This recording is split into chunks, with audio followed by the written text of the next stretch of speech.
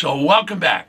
Now in today's episode, I'm answering your question, how can I make extra money online? Now you're going to like this because you can sit at home on your rusty dusty and start making money.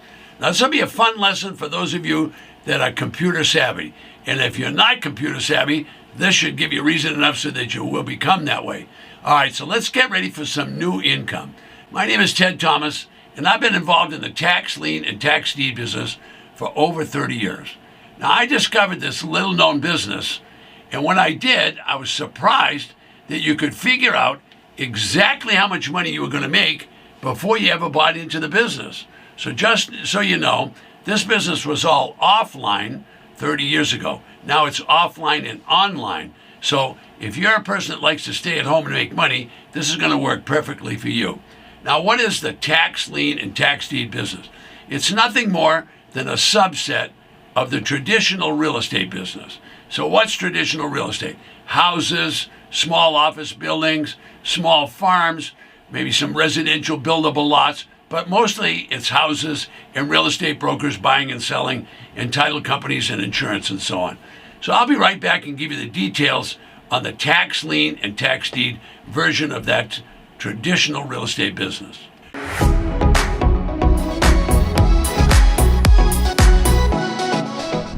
Okay, the business I'm discussing in this episode is an alternative to the regular traditional real estate. Now, every county is authorized to sell tax defaulted property. Now, how did they get that way? Well, what really happens is the properties go into tax default. So the legislature makes the rules for the state. And the legislature says, if the people don't pay taxes, we have to do something about it. So they mandate and they authorize the treasurer of the county to levy tax, collect tax. If they can't collect the tax, well, then they're going to confiscate. That is, they're going to seize the property and resell it at an auction. So this is happening across the United States in all 3,000 counties.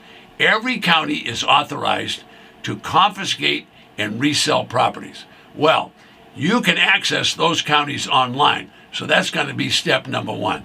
Now, each one of these counties is a legal entity in its own right. So that means that that legal entity can sell the property for 5 or 10 cents on the dollar. And what they're going to do is they're going to auction the property, and the starting bid will be basically the back taxes.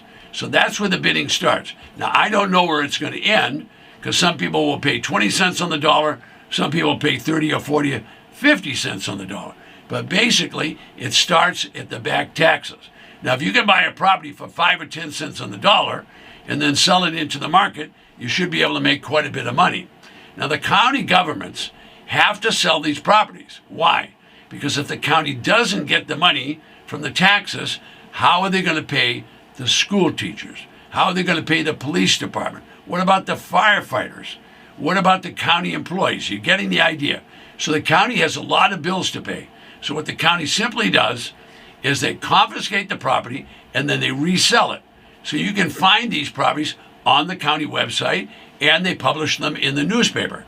All right, so each year the county will have at least one, some counties will have multiple auctions, and they'll sell those properties for basically starting bid, just the back taxes. Now, what really happened is an owner did not pay their property tax. So the county confiscated it.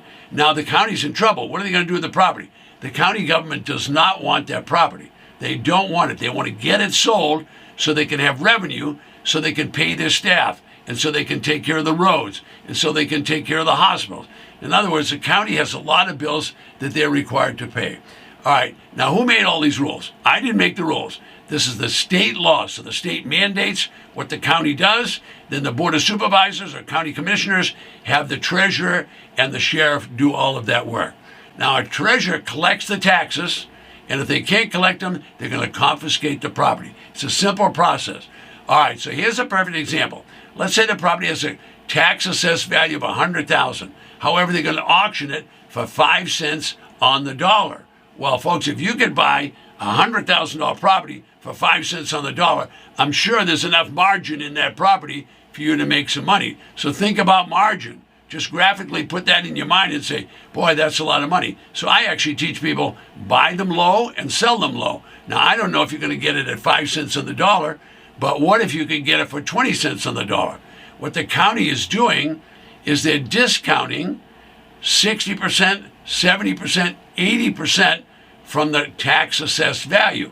So if you can buy property for 60, 70, 80% discount, you should be able to make some money. So the treasurer, in the process of selling it, will actually wipe out the mortgage. They wipe the mortgage or the trust deed off the property. Now you're starting to see, wow, this is one great deal because anybody can go to these auctions. All right, now they're sold with no mortgage or no deed of trust loan. So that makes it even more lucrative business. All right, now this process can be done completely online. If you don't know how to do it online, well, we'll teach you how to do it. But properties are bought and sold nationwide. I have clients in Costa Rica, I have in Canada, I have in the United Kingdom, I have in Singapore. You're getting the idea. Where do they do this? They do this in 3,000 counties across the United States. All of the counties are authorized to sell tax defaulted property. Now, a county that has a low population will only have a few properties. But a county with a large population, like Houston, they'll have 200 properties that they auction every month. A place like Los Angeles will have thousands every single year. All right, now it's not unusual for students to buy these properties for, say, 10 or 20 or 30 cents on the dollar, yet they might have a higher value of 80, 90, or 100 cents on the dollar. It's not unusual to find properties that are worth 300,000 or 400,000, but they're still selling for 10 and 20 cents on the dollar. All right, so every county is authorized to do this. They can do it, whatever properties they have, they'll try to do it every single year to get rid of them because they need money to pay the county bill.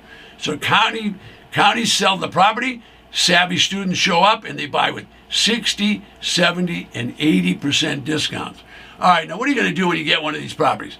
Well, more than likely, if you bought it right, you bought it low, well, why not sell it low, make a profit? So let's say you bought it for 30 cents on the dollar, sell it for 60 cents on the dollar. Nothing wrong with that. How would you sell it? How about Craigslist? How about eBay? How about multiple listing service? How about Zillow? Think about Trulia. You're getting my point. You can sell them any way you want. You can sell those properties at discounts because there's lots of people that want to buy at discounts.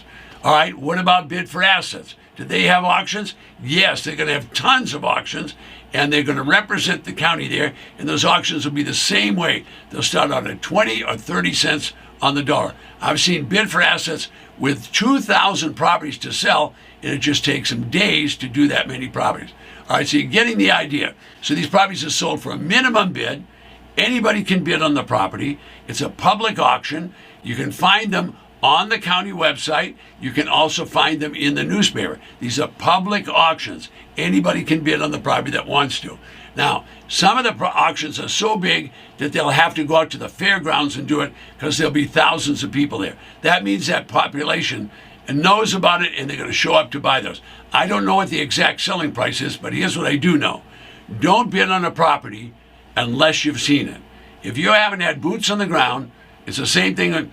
You ladies wouldn't do it. I know you wouldn't marry a guy without looking at him. Don't buy a property unless you've looked at it. Why? There could be a fire. There could have been a hurricane. There could have been a flood. There could have been a windstorm. Anything could go wrong with these properties. So you want to make sure that you've looked at the property. If you haven't, you want to get boots on the ground for someone that you know and trust.